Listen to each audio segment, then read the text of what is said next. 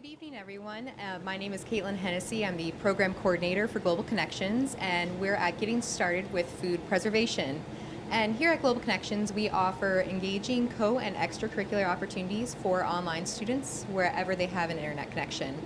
Presenting this evening is Dr. Stephanie Smith and Heidi Halibetz.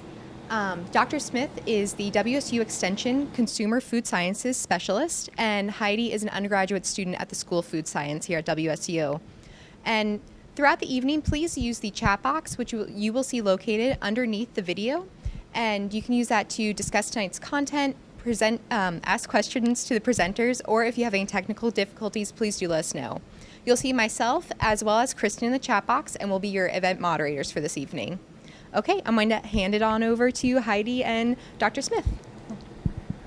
Thank you for joining us tonight. Heidi's going to be helping me this evening, and we're going to show you how to can quick dill pickles. And so as we get started with this, let's go over some canning basics. Some of the important things that you need to know about canning are that the processing time is highly dependent on the food being processed, and that includes the pH of the food, the water activity, which is the amount of water in the food that's available for microorganism growth, the processing time that's needed for proper heat penetration to make sure that the coldest spot in the jar gets heated up to enough temperature, a high enough temperature to kill microorganisms, and a lot of other factors. So it's important to know that improperly processed food can result in botulism, which is often fatal. So we want to make sure that we follow some safe canning basics. So you always want to use well-researched recipes and processes, and you can get these from your local extension office or from the National Center for Home Food Preservation. You never want to use recipes and processes from unreliable sources such as blogs, Facebook, and Pinterest. All low acid food, which is food that has a pH of greater than 4.6, must be processed in a pressure canner. So this includes vegetables, tomatoes, Asian pears, figs, and much more. You never want to use a pressure cooker, which is shown in the picture on the slide, or an oven or a microwave to can food, nor do you want to fill jars with hot food and let them seal by themselves. A sealed jar is not a sign of a safely canned product. So all these methods are dangerous and can increase your risk of botulism. If you are doing pressure canning, you want to make sure that your pressure gauges are checked yearly to make sure that they're working correctly. And you can have your gauges checked at the local extension office. Acidified foods can be processed in a water bath canner according to directions, and this is what we'll be doing this evening. So acid is added to food to bring the pH below 4.6 to make it safe, and that's what we'll be doing tonight when we can pickles. You also need to be sure to correct for elevation. If you're at a higher elevation, then you need to often add pressure or increase the length of processing time to make sure that the food is properly canned. You always want to choose firm, ripe, and unblemished foods and gather only what can be processed that day. And always make sure that you wash all fruits and vegetables under clean running water before you start the canning process. Most importantly, you never want to alter recipes or processes. Follow the recipes and process times exactly, because even the slightest changes can affect the safety of the food. The canner must stay at temperature pressure during the entire process, and if the canner runs out of water or the pressure drops if you're using a pressure canner, you have to reprocess the food for the entire length of time. You never want to reuse canning lids, and definitely do not eat any canned foods that spurt when open, have a bad smell, is discolored, bubbles, or has mold or slime growing on the top. You can contact your local extension office for proper disposal instructions. So tonight we'll be working from the publication called Pickling Vegetables. This is a PNW publication 355 and can be found at the website pubs.wsu.edu. So let's go over a few items that you're going to need to be able to can pickles. You'll need a water bath canner or a stock pot with a rack, a jar lifter, measuring cups, measuring spoons, quart jars with lids and rings, a bubble freer or plastic spatula and ruler, cutting boards, and knives. You also want to have 4 pounds of pickling cucumbers, 3 cups of water, 3 cups of vinegar, some pickling salt, garlic cloves, either fresh dill or dill seed, peppercorns, and you can add hot red pepper flakes as an optional item if you wish. So let's get started with canning pickles. So the first thing we want to do when we're going to be canning pickles is we want to make sure that we have washed our jars with hot soapy water and our lids. And right now we have jars in the canner, but we have the lids and rings over here. The lids oftentimes now do not need to be boiled prior to canning. They just need to be washed with hot soapy water. And you need to check the box of your lids to determine how they need to be processed, but prior to canning.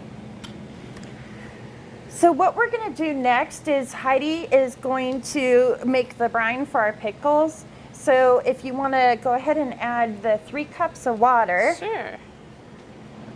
So I'm adding 3 cups of water to a stock pot, and we're going to heat that with 3 cups vinegar and a 1/4 cup of pickling salt. So there's the water.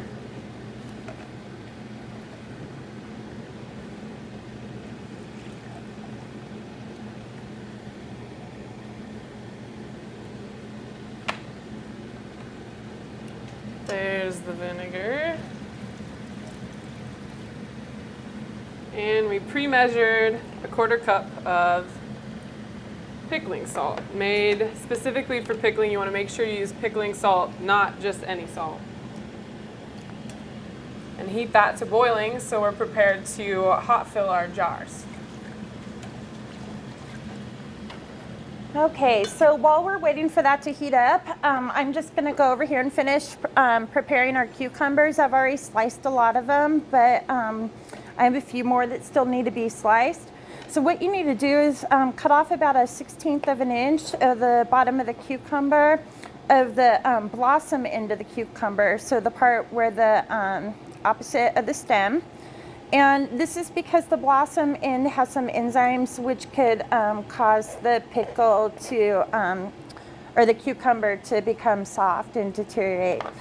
So the next thing we're gonna do is we wanna cut each of our cucumbers in half. And a couple of these are a little large. This one's kind of large, so it's at the end of the growing season, so I'm going to go ahead and 1/4 this one. And then we'll just cut the rest of these down and they'll be ready to go. So you want to make sure that when you get cucumbers that you use pickling cucumbers, you definitely don't want to use cucumbers that have wax on them, because that can affect the penetration of the brine into the cucumber. And so you want to make sure that you use waxless cucumbers.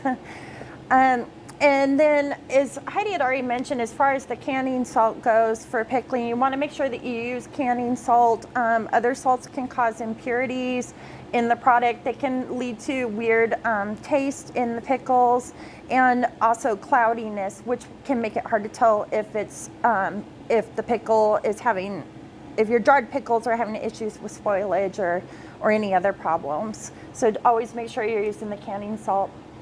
And then the one other thing that I wanted to cover, that Heidi was using vinegar. It needs to be 5% acidity. That's for safety, because we know that if you add vinegar that is at least 5% acidity, that it's going to acidify the cucumbers enough to make them safe. So cucumbers have a pH greater than 4.6.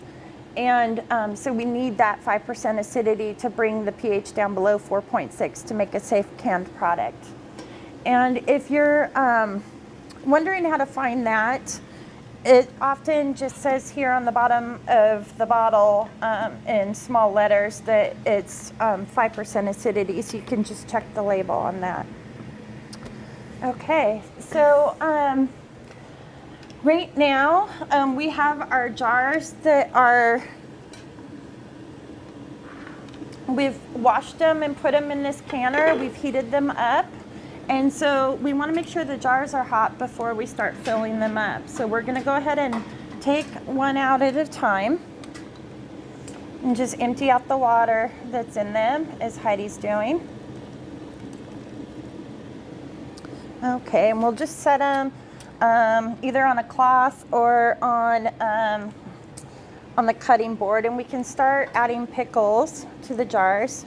So we've washed our hands thoroughly with soap and water for at least 20 seconds before we handled any food for safety. So we're just going to start adding these pickles in, or these cucumbers in, to the jar.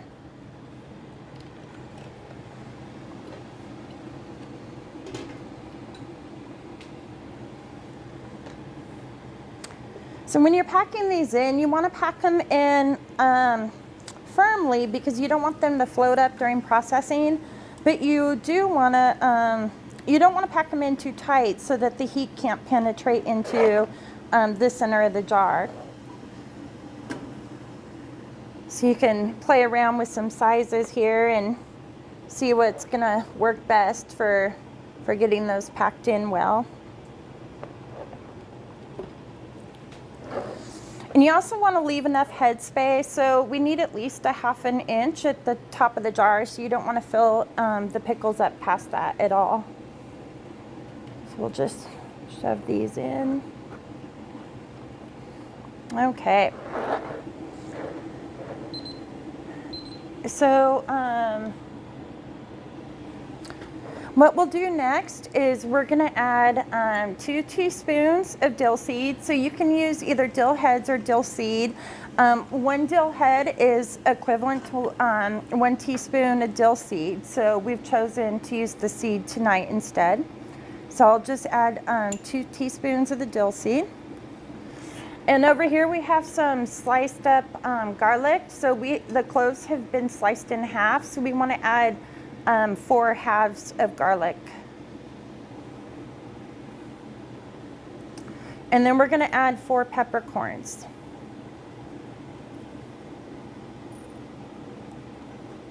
Okay.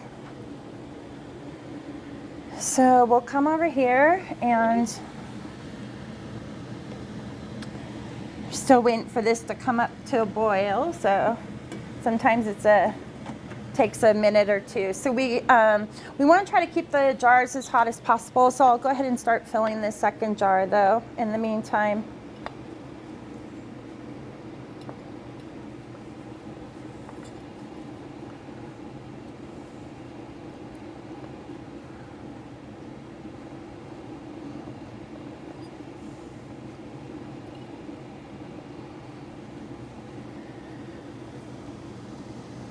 So if you put the jar on the side, oftentimes it's a lot easier to try to get these stacked in here.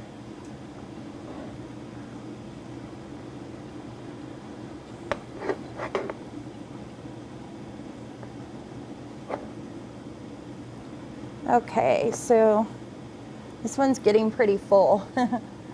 Maybe 1 smaller slice in here. Okay, so again, 2 teaspoons of dill,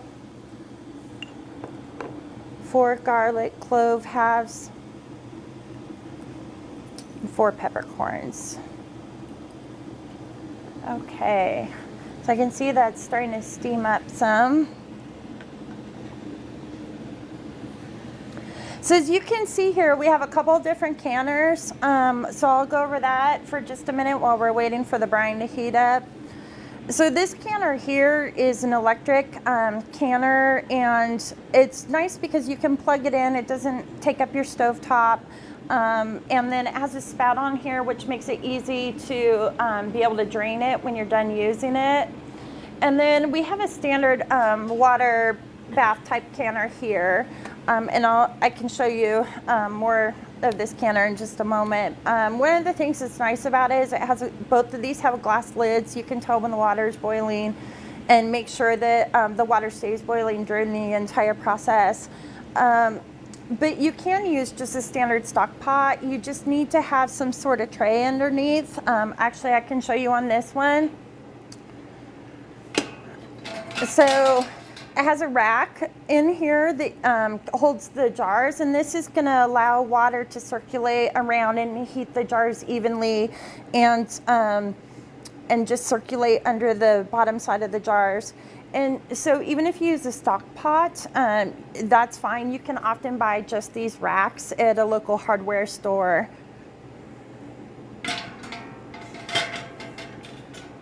The other important thing about the canners is you want to make sure that they're tall enough that they'll hold your jars in there and then have enough water to cover 1 to 2 inches over the lid. So that's important to know. So you need to make sure that it is big enough to hold enough water to cover the lids of the canning jars. Okay, so let's take a look at our brine here. And so it's almost coming up to a boil. So while we're waiting for this to come up, it's almost there. I'll talk a little bit about canning in general. A lot of people want to know why people can't can whatever they find in the store, or their favorite salsas, or any other thing that they like to make at home. And the reason why is, as I mentioned, the canning process is really dependent on the pH of the product and what the product's made out of, and how long it's going to take for the heat to penetrate into the center of that jar during the processing time. And so the only way for us to know that for sure, to know for sure how long it's going to take to process it, is to do an evaluation of the product. So basically, when we have businesses that are trying to bring a product to market, they'll send it to the process authority. We have one here at WSU. My colleague's a process authority. So he does the testing on the product and determines how long that product needs to be processed to make sure that it results in a safe product. So there's a lot of steps that you have to go through, and a lot of research needs to be done to be able to bring a product to market that we just can't always do for those people that want to make their favorite product at home. So that's why you always want to follow recipes that have been well researched, because we know that those are safe and will result in a safely canned product. Okay. So, yep. It's so our product's coming up to a boil here. So what we're going to do is Heidi's put a funnel on here, and we're going to go ahead and add the brine now to the product. And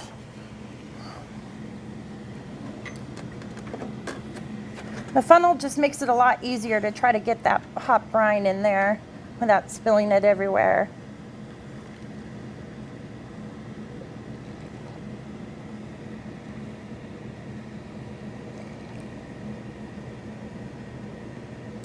Maybe just a little more, and that'll be good for now, and then we can top it off. Okay. So I had mentioned that we have a bubble freer, that you need one of those, a bubble freer. You can use a plastic spatula and a ruler. So this is a bubble freer, and you can use the one end of it to release bubbles that might be trapped inside after you've added the brine. So we're just going to use this end to push in here and just kind of push around and let some of these bubbles that might be trapped in the bottom of the jar escape. So we don't want trapped air in there, because it can affect the sealing of the lid and also cause the brine to boil over, which would then leave the pickle exposed. And we need the cucumber to be well into that brine. So sometimes they pop up as you're trying to free the bubbles. You just want to kind of push them back into place too. Okay, so you want to make sure, if you do use a plastic spatula, that it's plastic and not metal, because it can scratch the jars, which can then lead to breakage if you stick them in when you stick them in the water bath canner. So we're just going to push these down. On the other end of this is a measuring device, and So when you're doing pickles, you need to have enough head space so that the air can escape. You want the air to be able to escape from the jar, but you don't want too much because you need to have the cucumbers down into that brine. So the nice thing about the pickle or the bubble free is that this one does have graduations on it. So you can just stick it in. The second graduation here is for 1/2 inch. And we see we're a little bit short on the brine. So if you want to add just a little more brine. Sure.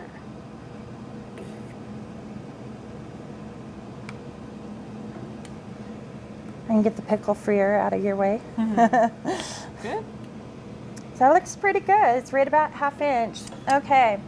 So now what we're going to do is we're going to stick a lid on. So this is one of our clean lids. We've already inspected the lids to make sure that they're not damaged in any way, that there's that the orange sealing compound is fine. So we're going to stick this on. And actually, before I do that, I need to wipe with a dampened cloth. So we just want to wipe that edge. So we want to make sure that we can get a good seal.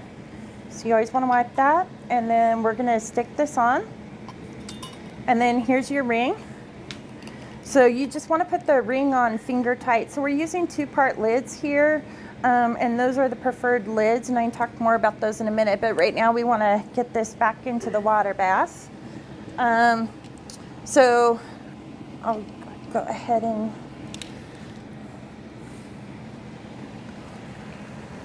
let me see. We'll stick this in here. We can actually maybe get another jar of pickles. Well, here, I'll finish this one. We'll leave these jars so it'll stay hot. And let's finish up this one. It's ready to go. So we'll just check the headspace on this one. And before we started, we got another recipe ready to go and started the processing time. So it's been 20 minutes and they're ready to come out. So I'll show you what they look like now that they've been processed for 20 minutes. So the water was shut off and they sat for 5 after the 20-minute process time. And now they're coming out. And you want to leave them undisturbed and not touch the lids so that they properly seal.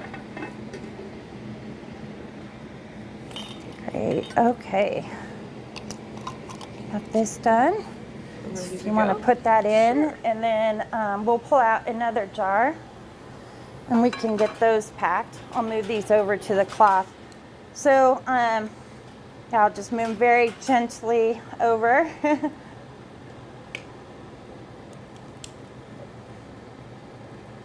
And let those sit. Okay, great. So we'll go ahead and just pack one more. That way our pickles don't go to waste.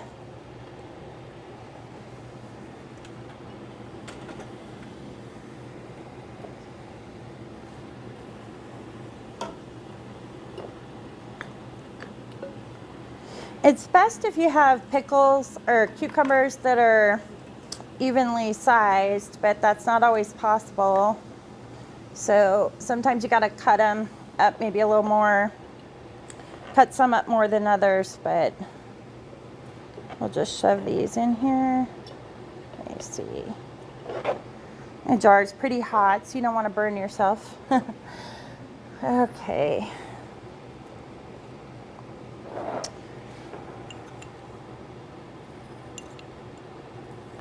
So our 2 teaspoons.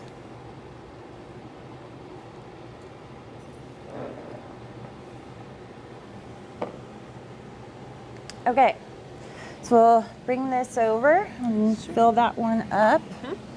And I can tip that for you.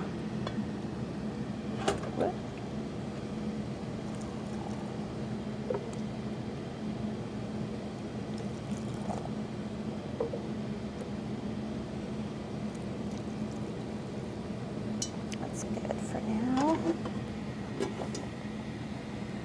get those bubbles out.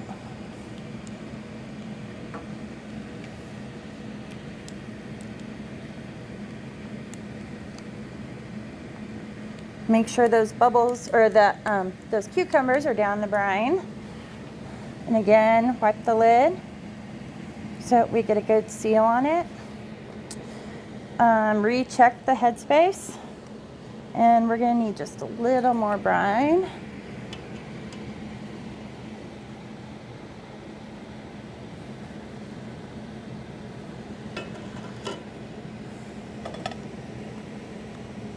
Okay, whoops. I'll just wipe it again. Okay. We got 2 lids stuck there. Okay. So we'll go ahead and put this one in, and then we can pull that that last jar out, and we'll just let it sit. We can just let it sit somewhere.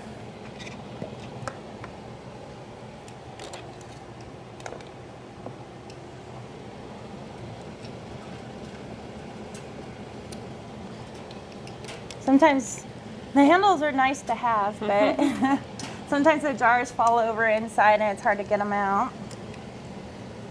Put this on. So we want to put the lid on, and it needs to come up to a boil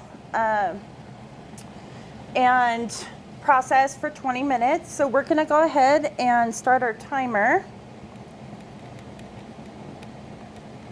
But we're not going to hit start yet until this canner comes up to a boil. So you want to make sure it's at a good rolling boil, not too hard, but not too hard of a boil. But you want to make sure that there's large bubbles coming up and circulating around the canner. And so as we wait for this one to come up, let's turn it up a little bit. And so once it does start getting boiling, then we can go ahead and start our timer, and we'll process for 20 minutes. So we're here in Pullman, the elevation's about 2,400 feet, so we need to add 5 minutes to the processing time. If you're, for instance, in Seattle, then you might only need to process for 15 minutes. So make sure you follow the directions in the publication for canning pickles to make sure that you correct for your elevation.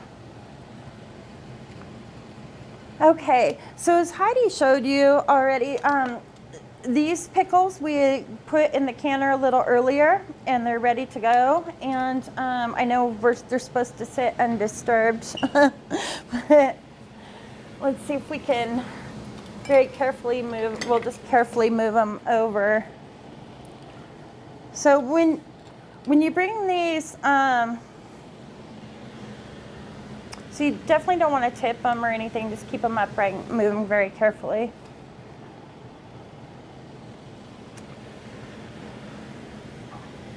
The lids haven't quite sealed on these yet, and we'll talk more about that in just a minute.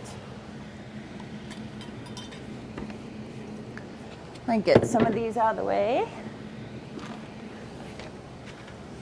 Okay. So these pickles were canned yesterday. This sat undisturbed, and so we're ready to deal with them.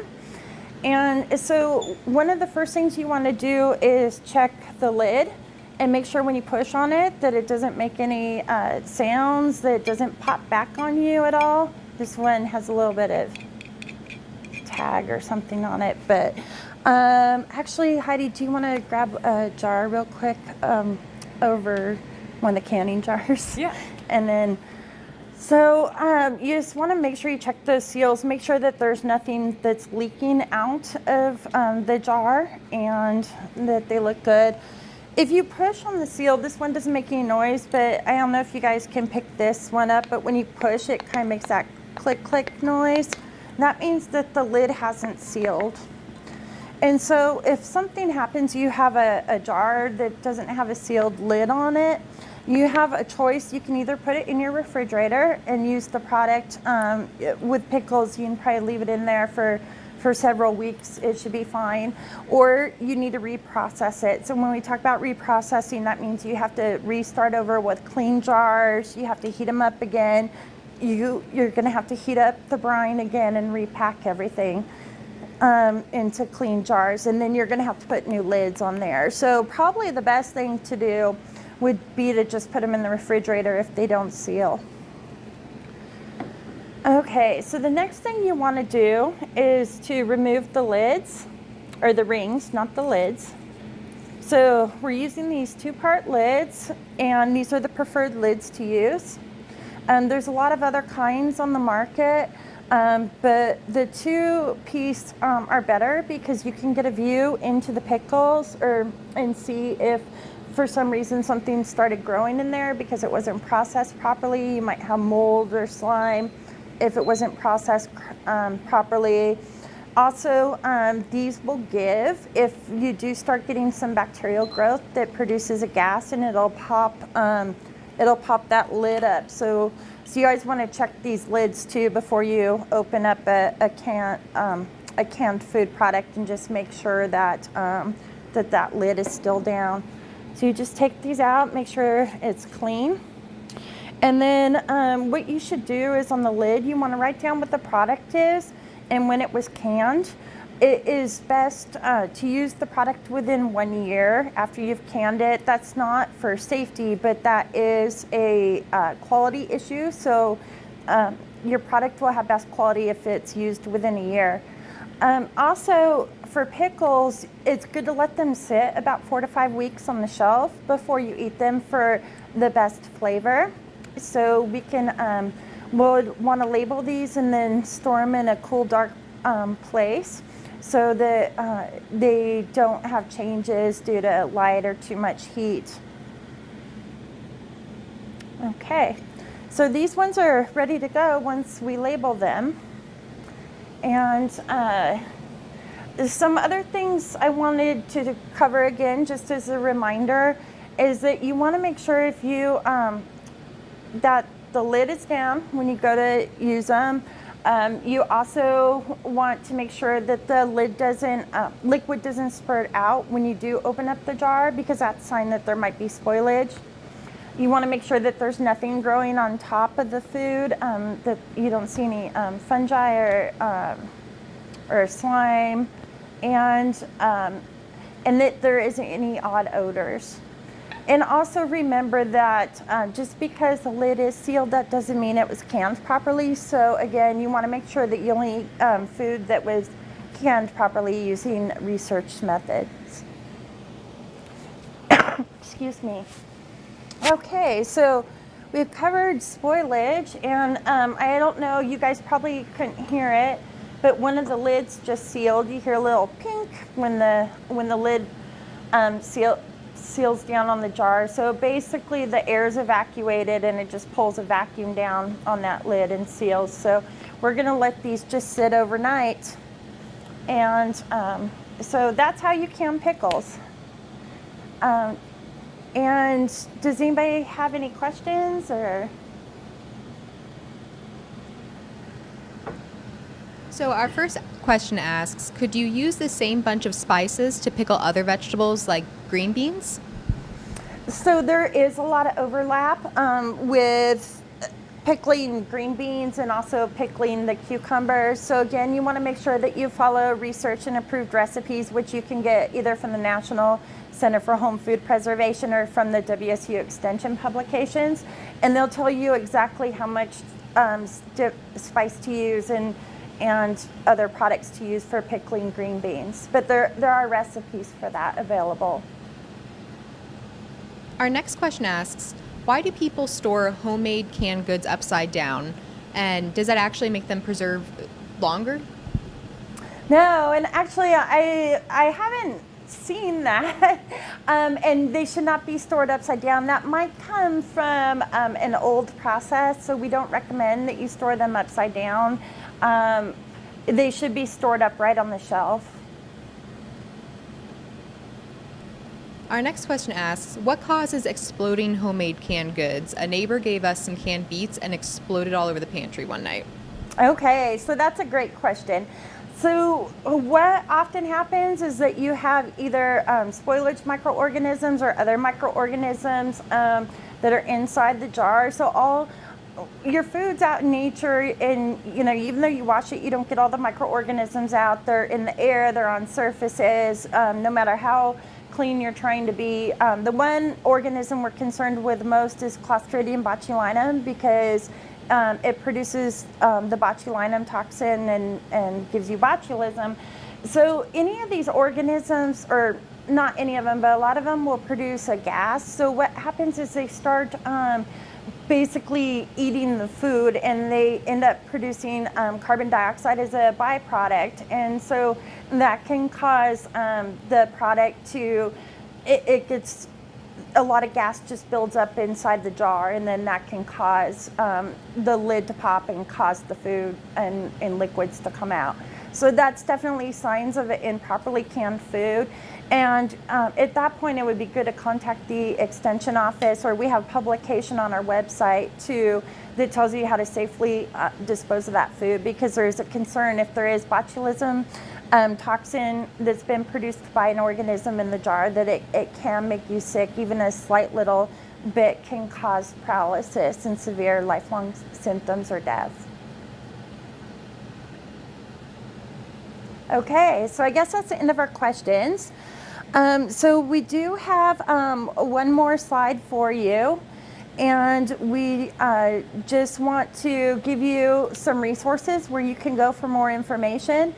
We have our website, and then also your local county extension office is available. You can call them and ask them for information on canning safely, and if that and if they don't have somebody at that office that can help you, they can give you references and information on where you can go to get more information.